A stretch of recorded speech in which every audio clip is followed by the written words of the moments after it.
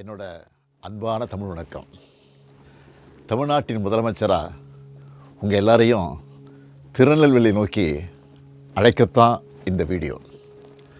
வரலாற்றை தெரிஞ்சுக்கிறதும் மீட்டெடுக்கிறதும் இதுக்காக வெறும் பழம் பெருமையை பேசி அதிலேயே மனநிறைவு அடைகிறதுக்காகவா? இல்லை. நாம் வந்த பாதையை தெரிஞ்சுக்கிட்டு எதிர்காலத்தில் இன்னும் முற்போக்காக இன்னும் பரந்த மனப்பான்மையோடு வளர்கிறதுக்கான தேடல் இது. இந்திய துணைக்கண்டத்தின் வரலாறு தமிழ் நிலப்பரப்பில் இருந்து தான் எழுதப்படணும்னு தொடர்ந்து நான் சொல்லிட்டு வரேன்.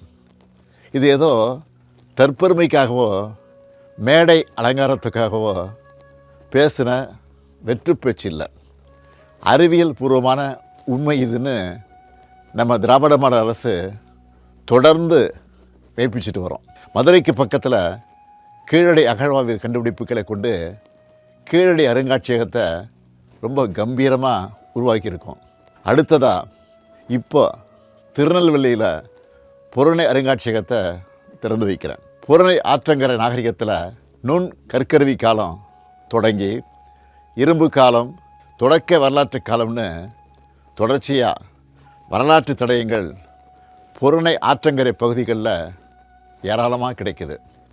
குறிப்பிட்டு சொல்லணும்னா சங்ககால துறைமுக நகரமான கொர்க்கை பற்றி சங்க இலக்கியங்களில் முழுமையாக பார்க்கலாம். தாலமி, பிளினி போன்ற அயல்நாட்டவர்களும் இது பற்றி நிறையவே எழுதியிருக்காங்க.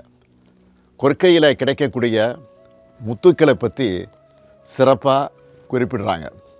அதே போல் ஆதிச்சநல்லூர், சிவகலை போன்ற இடங்களில் இரும்பு காலத்தை சார்ந்த புதைப்பிட பகுதிகளும் மக்கள் வாழ்விட பகுதிகளும் கண்டுபிடிக்கப்பட்டிருக்கு. திராவிட மொழிகளின் ஒப்பிலக்கண உள்ள உலகுக்கு கொடையாக கொடுத்த ராபர்ட் கால்டுவெல் அவர்கள் 1876ஆம் ஆண்டிலேயே கொர்க்கையை ஆய்வு செஞ்சதோட சிறிய அளவில் அகழ் ஆய்வும் செஞ்சார். அதே போல் ஜாகர் அலெக்சாண்டர் என்பவர் 100 ஆண்டுகளுக்கு முன்பே ஆதிச்சநல்லூரில் அகழாய்வு செஞ்சுருக்காங்க. தமிழர் பண்பாட்டின் தொன்மையையும் சிறப்பையும் உலக அரங்கிற்கு கொண்டு செல்லும் முயற்சியில் நம்ம அரசு முழு வீச்சில் ஈடுபட்டு வருது.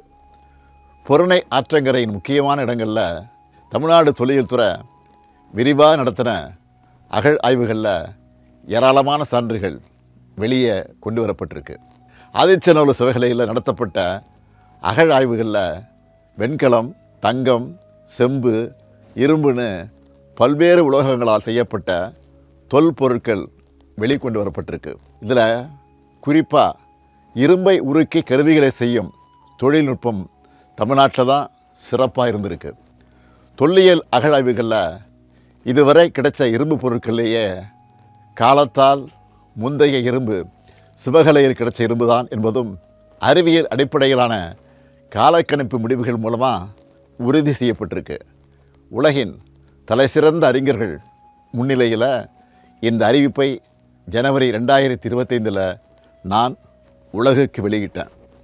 புறநை ஆற்றங்கரை அகழ் ஆய்வுகளில் கிடைச்ச தொல்பொருட்கள் இந்த பகுதியிலேயே அருங்காட்சியகம் அமைச்சு காட்சிப்படுத்தப்படும்னு அறிவித்து அந்த பணிகள் நிறைவடைஞ்சு இப்போது பிரம்மாண்டமாக உருவாகியிருக்கு.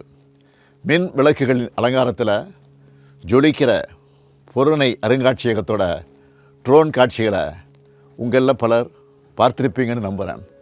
2023ஆம் ஆண்டு மார்ச்சில் நான் திறந்து வச்ச கீழடி அருங்காட்சியகத்தை 2025 நவம்பர் வரை 12,50,000 பேர் உலகெங்கும் இருந்து வந்து பார்த்துருக்காங்க.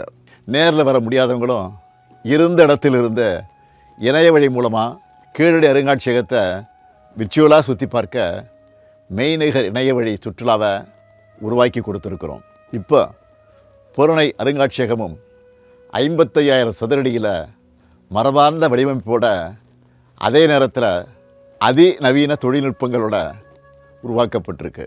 டிஜிட்டல் முறையில் உருவகப்படுத்தப்பட்ட இரும்பு உருக்கு செயல்முறை, 5D முறையில் தமிழ் நிலங்களின் வழியாக உணர்வு பயணம், பாண்டி விளையாட்டு தரை ஒளிப்படக் காட்சி, தொல்லியல் வரலாற்று பின்புலம் குறித்த டாக்குமெண்ட்ரி படம், மெய்நிகர் படகு அனுபவ உருவகம், ஆற்றுப்பள்ளத்தாக்கு நாகரிகங்களின் தொடுதிரை காட்சி, கருவிகளை உருவாக்கும் ஊடாடு சுவர், அதாவது இன்டராக்டிவ் வால், டிஜிட்டல் ஃபீட்பேக் மையம், பொருணையின் குரல் பயணம் போன்ற ஏராளமான நவீன தொழில்நுட்ப அனுபவங்கள் இங்கே நீங்கள் பெறலாம். தமிழர்களின் தொன்மையை, தமிழர்களின் நாகரிக மேன்மையை இந்த தலைமுறையினருக்கு மட்டுமல்ல, ஜென்சி உள்ளிட்ட அடுத்தடுத்த தலைமுறைக்கும் எடுத்துகிட்டு போகணும்னு பார்த்து பார்த்து இவ்வளவும் செஞ்சுருக்கிறோம்.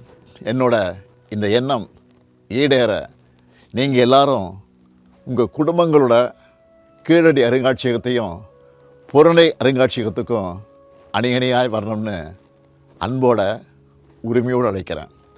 நம்மளோட பெருமையும் வரலாற்றையும் நாம் முதல்ல தெரிஞ்சுக்கிட்டால் தான் உலகத்துக்கு அதை எடுத்து சொல்ல முடியும். அதுக்கான நம்ம அரசின் முயற்சிக்கு உங்கள் ஆதரவு வேணும். கீழடி நம் தாய்மடி, பொருணை தமிழரின் பெருமைன்னு உரைக்கச் சொல்லுவோம். பிளே ஸ்டோர் மற்றும் ஆப் ஸ்டோரில் இருந்து பாலிமர் செயலியை QR கோடு மூலம் பதிவிறக்கம் செய்யுங்கள். செய்திகளை உடனுக்குடன் பெறுங்கள்.